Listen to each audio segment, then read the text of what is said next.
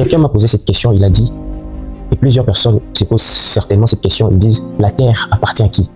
Parce que dans Luc chapitre 4, le verset 6, le diable montre le Seigneur Jésus, le monde et la gloire que le monde a, et lui dit, tout cela m'appartient, parce que cela m'a été donné. Et nous voyons dans 1 Chronique, le chapitre 29, le verset 11, David est en train de bénir, il dit que la terre et tout ce qu'elle renferme appartient à Dieu. Et nous voyons cela pratiquement dans toutes les Écritures. Mais la personne m'a posé la question, il dit, si le monde appartient à Dieu, comment les diables peuvent s'éventer et dire que cette gloire et ce monde, ce royaume m'a été donné? J'aimerais dire à une personne que les diables peut dire ainsi parce que il a pris par le gestionnaire. Adam haït la gestion du monde et l'a perdu. Mais une chose s'est passée pour qu'il puisse le perdre parce qu'il avait l'autorité sur le monde, il avait l'autorité sur la terre et il a perdu cela. Et lorsque le diable se présente à la personne qui devait succéder, qui devait prendre la place d'Adam pour nous racheter auprès de Dieu, c'était Christ.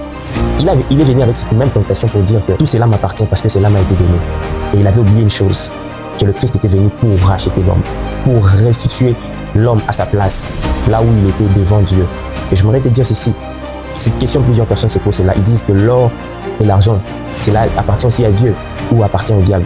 J'aimerais te dire que le Seigneur est en train de dire dans Agé chapitre 2, le verset 8, il dit que l'or et l'argent m'appartiennent, c'est à moi. Et les diables haït le pouvoir parce que Dieu l'a donné le pouvoir. Tout pouvoir vient de Dieu, que ce soit pour le diable, que ce soit pour l'homme, que ce soit pour les démons, que ce soit pour n'importe qui. Tout pouvoir, toute autorité, ça vient de Dieu. Et Dieu a autorisé au diable de régner pendant un certain temps. J'aimerais te dire, si aujourd'hui le diable règne dans ta vie, c'est parce que le Seigneur a donné cet aval, a accordé cela. Cela peut changer si aujourd'hui tu décidais de recevoir Jésus-Christ dans ta vie comme Seigneur et Sauveur. Parce qu'il est venu pour ramener l'homme à la place qu'il avait auprès de Dieu. Et cela peut changer. J'aimerais te dire que tout ce monde appartient à Dieu et tout ce qu'elle renferme est à Dieu.